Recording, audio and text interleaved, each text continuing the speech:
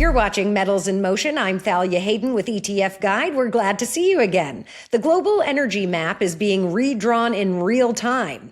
As volatility in the Middle East puts the world's oil and gas arteries under pressure, the conversation has shifted from the pipeline back to the reactor. In a world of geopolitical upheaval, energy security isn't just a goal, it's a survival tactic. This is why nuclear power is reclaiming the global spotlight.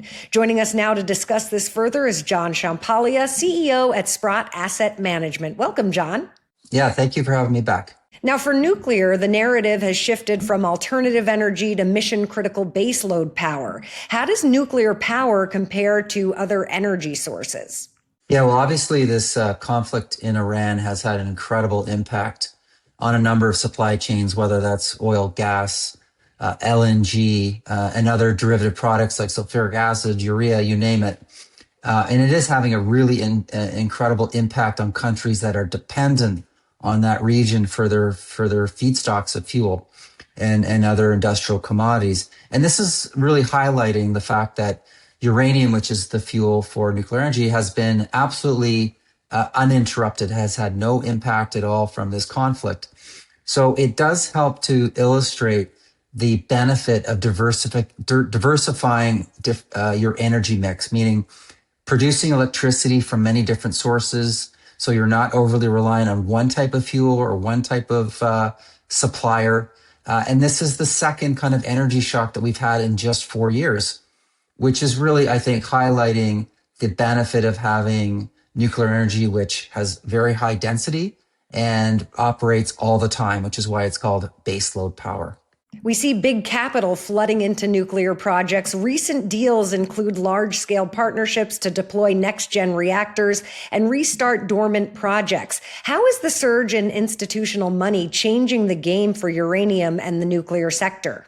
Yeah, there is a scramble right now to secure energy. And when I say energy, what I'm really referring to is electricity. And what is driving electricity demand? It's things like AI data centers.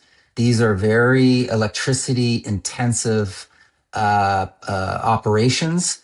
And there's an AI race going on right now between the US and China and other countries. Everybody wants to be the leader. And one of the big obstacles that we're learning about is electricity. Yes, you need power chips and you need transmission lines and all of the rest of it. But electricity is proving to be the bottleneck. And this is where nuclear energy has kind of entered the story with artificial intelligence, because many of the companies pursuing these AI visions, like Microsoft and Google and Meta, they've determined that nuclear energy could be one of the sources to help fill this gap. And so they've announced a lot of different financial transactions with large utilities, startup companies that are developing the next generation of smaller reactors.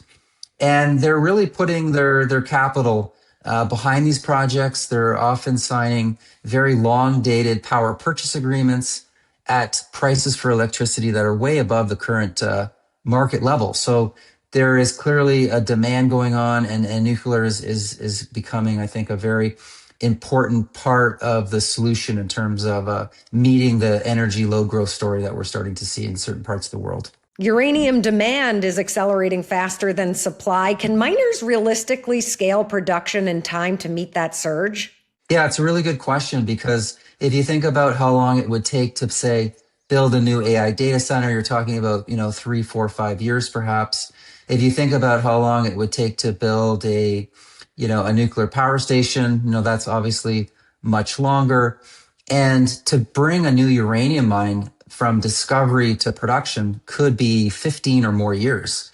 So there's a real mismatch in terms of time to build infrastructure related to electricity production and time to bring the necessary fuel to market. And this is why there's a real push on right now to restart old mines, to expand existing ones. And over the last 5 years, we've seen the production of uranium go from 125 million pounds in the year 2021. And last year, it's up to 175 million pounds. So that's really great. That is obviously translating into higher revenues and profits, and the ability for a lot of these companies to restart old projects or bring new projects to market. But even with that big increase in production, the market is still experiencing a supply deficit, meaning we're still using more uranium than we're producing. And that number is only going up from here as more new reactors come online and more new designs are in the works. So that supply deficit is in place, and it's only going to get worse, which is ultimately bullish for the commodity price and the related uranium mining companies. Uranium miners have delivered strong returns over the past 1, 3, even 5 years, outperforming the S&P 500. As we move through 2026, how is the sector performing today, and what's driving the latest momentum?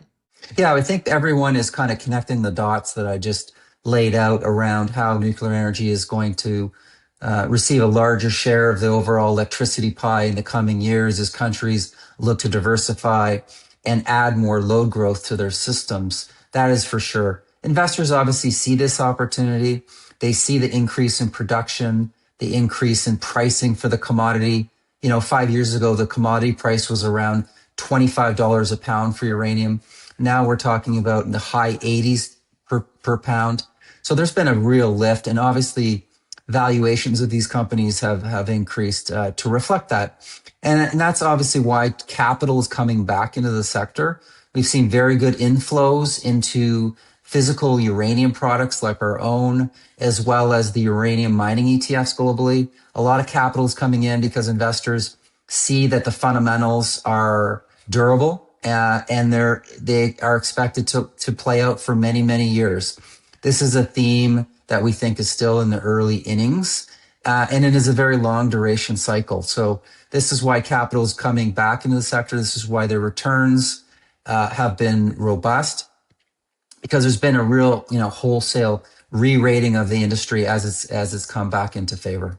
And John, as we move into a period of structural supply deficits and a global nuclear build-out, how does the Sprott HANetf partnership specifically solve the access gap for European investors?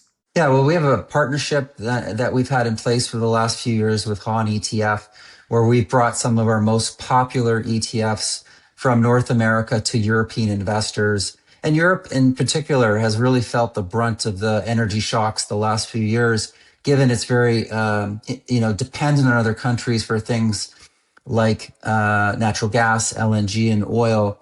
And nuclear is one of the ways that they can help diversify against these supply shocks. And we're seeing a real shift in public sentiment and political will to revisit nuclear energy in Europe. You're seeing countries like Switzerland, Belgium, Italy, they're all kind of rethinking the technology. We're seeing life extensions. We're seeing bans being dropped.